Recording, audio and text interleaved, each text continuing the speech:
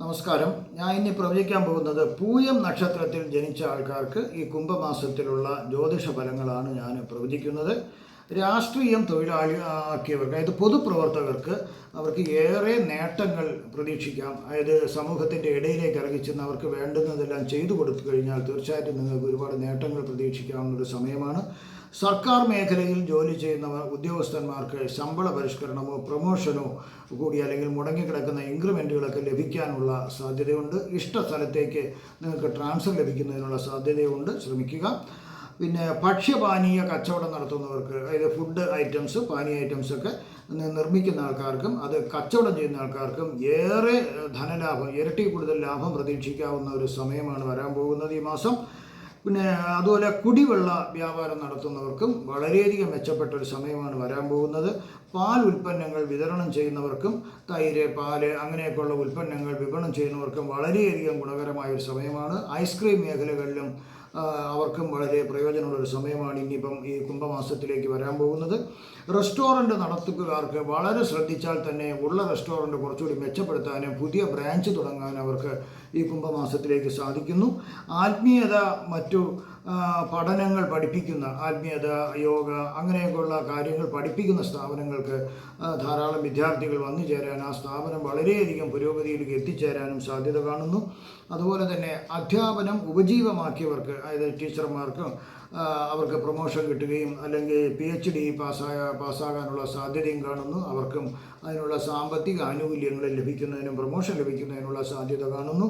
വാർത്താ അവതാരകർക്ക് അവരുടെ മികച്ച രീതിയിലുള്ള പ്രകടനങ്ങൾക്ക് അവർക്ക് അതിനുള്ള പാരിതോഷികം ലഭിക്കുകയും അവർക്ക് അതിനുള്ള ശമ്പള പരിഷ്കരണം നടക്കുകയും ചെയ്യുന്നതായിട്ട് ഈ കുംഭമാസത്തിൽ കാണുന്നു.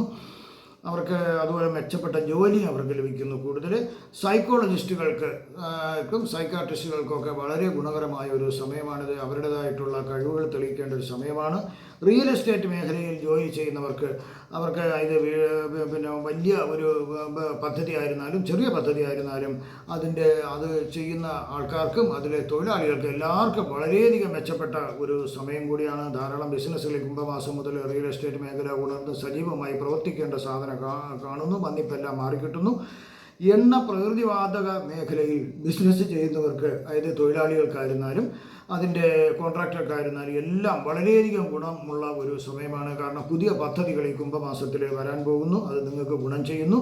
പല രീതിയിലുള്ള ധനലാഭങ്ങൾ പല രീതിയിലും പ്രതീക്ഷിക്കാം. അത് വളരെ ഗുണകരമായിട്ടുള്ളൊരു മാസമാണ്.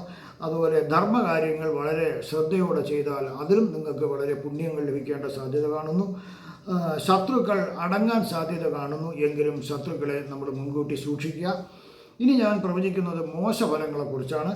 അഗ്നിഭയം കാണുന്നു. നിങ്ങളുടെ ഓഫീസ്, ഗോഡൗൺ മുതലായുള്ള സ്ഥാപനങ്ങളിൽ നിന്ന് വീടായിരുന്നാലും നിങ്ങൾ വളരെ ശ്രദ്ധിക്കുക. തീ പിടിക്കേണ്ടതെല്ലാം ഒഴിവാക്കുക.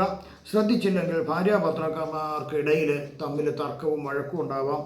അതുമൂലം മക്കൾക്ക് പ്രശ്നങ്ങളുണ്ടാവാൻ സാധ്യതയുണ്ട്. അതും നിങ്ങൾ ശ്രദ്ധിക്കുക.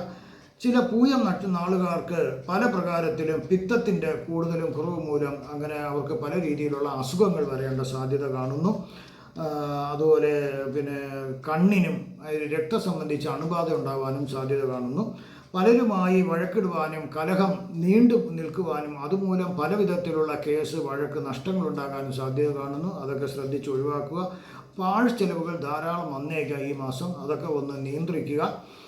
നാലമ്പല ദർശനം, അതായത് ഇപ്പോൾ ശ്രീരാമസ്വാമി ക്ഷേത്രത്തിലോ ഭരതസ്വാമി ക്ഷേത്രത്തിലോ ശത്രുഘ്ന സ്വാമി ക്ഷേത്രത്തിലോ അങ്ങനെ ലക്ഷ്മണ ക്ഷേത്രത്തിലോ അങ്ങനെ ആ സ്വാമിമാരുടെ ക്ഷേത്രങ്ങളിൽ ഏതെങ്കിലും ഒരു ക്ഷേത്രത്തിലെങ്കിലും പോയി പ്രാർത്ഥിക്കുക. ഈ കഷ്ടതകളെല്ലാം മാറിക്കിട്ടും. അതുപോലെ തന്നെ ആധ്യാത്മിക രാമായണത്തിലെ ആദ്യത്തെ അധ്യായം ദിവസവും പാരായണം ചെയ്യുക.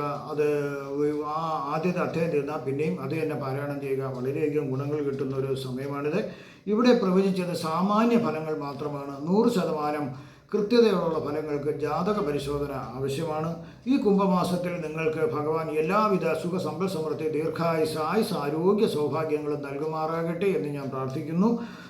നിങ്ങൾക്ക് ജ്യോതിഷപരമായതോ വാസ്തുപരമായതോ പൂജാപരമായതോ രത്നം ധരിക്കുന്നതിനോ രുദ്രാക്ഷം ധരിക്കുന്നതിനുള്ള സംശയങ്ങൾ മാറുന്നതിന് എൻ്റെ ഫോൺ നമ്പറിലോ വാട്സപ്പിലോ ബന്ധപ്പെടുക.